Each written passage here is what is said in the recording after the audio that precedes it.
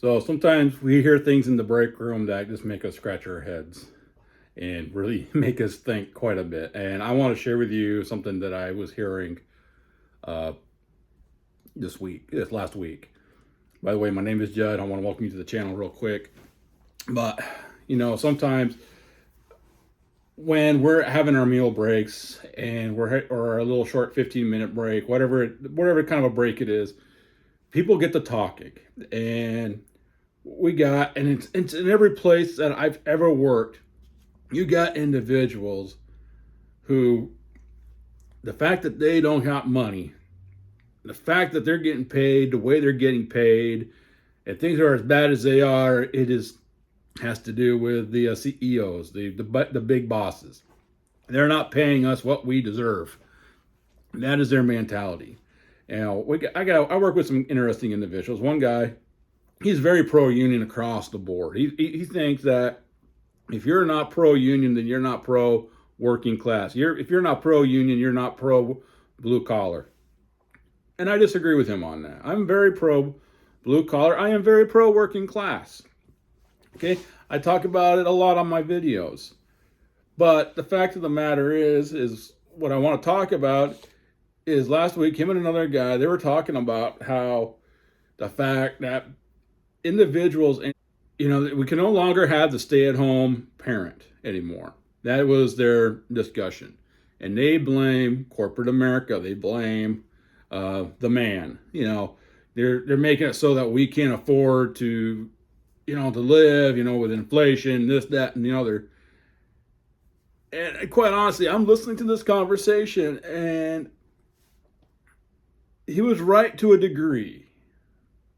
Unfortunately, the things that he was talking about, a union wasn't going to fix. Okay, I really hate to say it. A union, I do not feel oppressed where I work. I do not feel that I am unsafe. Okay, I feel very safe. I feel very, that I'm being very well taken care of in my workplace.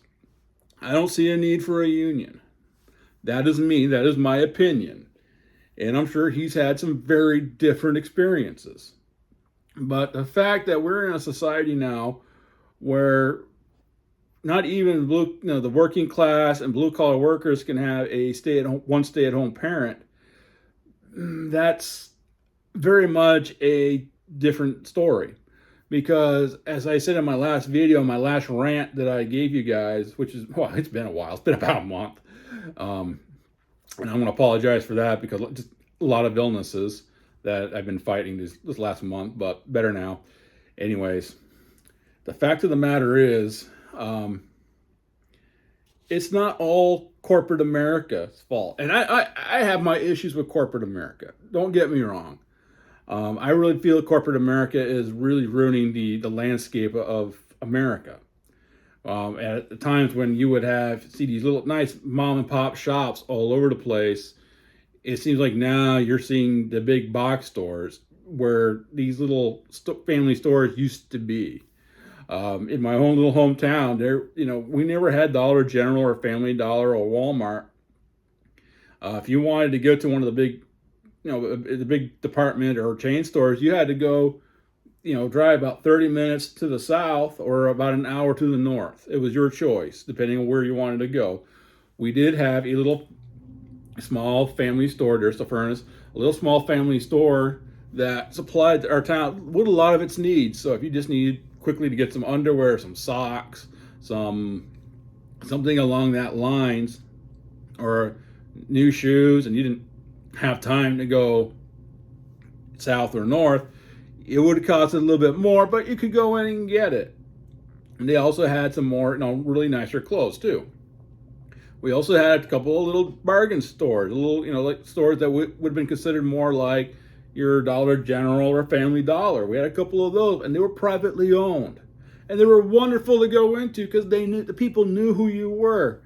And they see you buying some stuff, they'll be like, hey, what are you buying that for? I never thought you were into this kind, that you like that kind of stuff.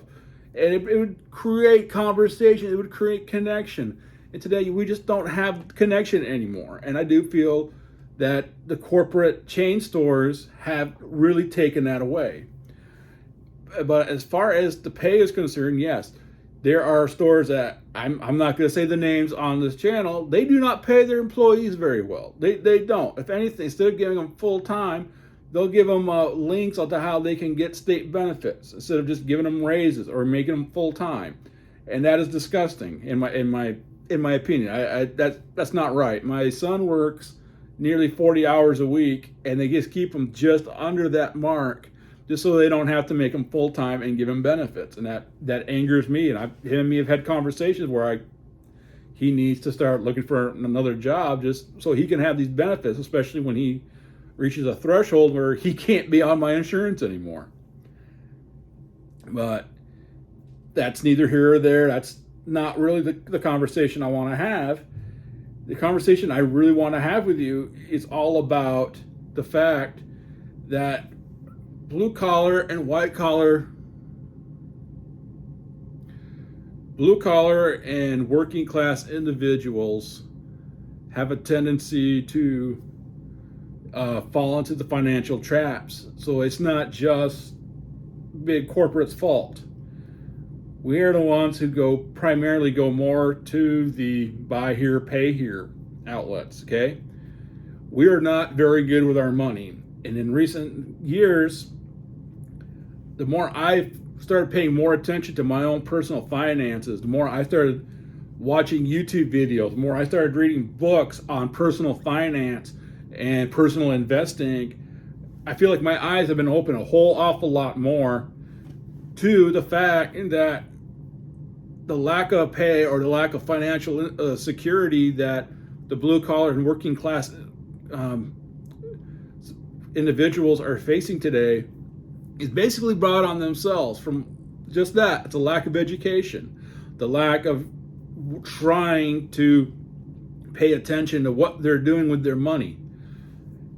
And to my friend who was my coworker, who was sitting there complaining that him and his wife are barely making it with her not working and having to stay home and take care of the kid, and him being the only breadwinner, I personally know families today.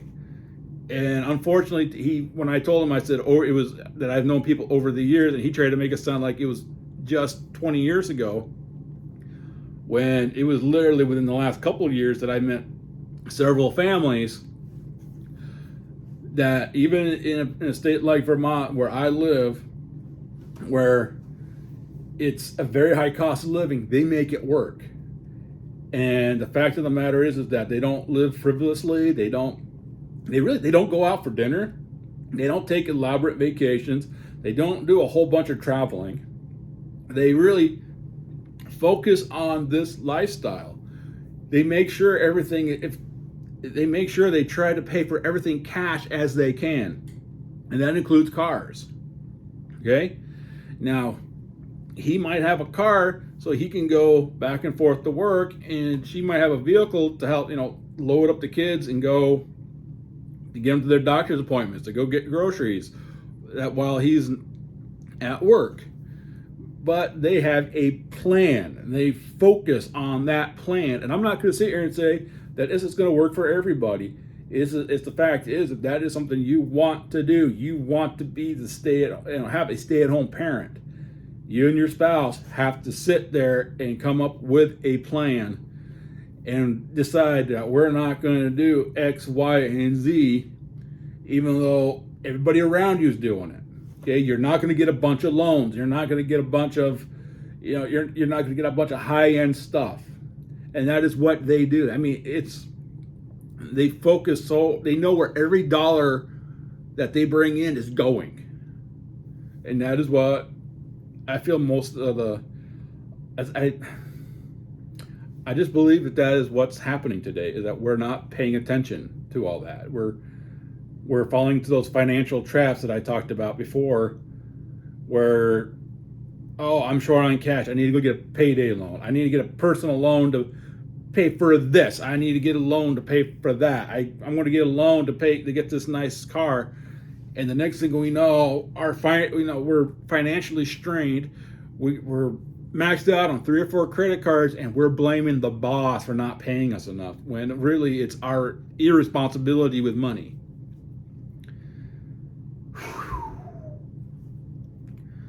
So what I'm trying to sit here and say is it's not always the boss's fault. Okay? I would love to see more of my fellow co-workers in blue collar and working class areas to please start focusing on your money. Learn how to manage your money. Because really that's how we're going to get through everything. Any financial crisis, any time that we feel like, anytime an emergency pops up, that, if we know how to handle our money, we'll get through it. But when we're being irresponsible and just spending left and right, getting the things that we think we deserve, that's when we're going to be in financial trouble and we're going to be having all these financial issues.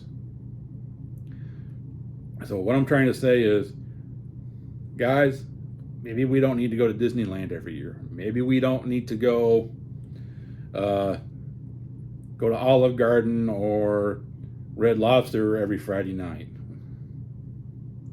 That is something for us to think about. We know Christmas is on December 25th of every year, and we know when our kids' birthdays are. We know when our anniversaries are. We need to start planning for those accordingly. Okay? Quit this, acting like that it's the boss's fault that we don't have enough money. Now, with that being said, if you made it this far in my video, I'm gonna clarify something. There are employers out there who do not pay their employees enough. That is the end of it. Okay? There are employers out there that need to be taking better care of their employees. That's the end of discussion. Okay? So, don't think that I'm being hard on everybody. What I just want to do is see everybody just have better control of their finances. Now, with that being said, God bless all of you. See you on the next one.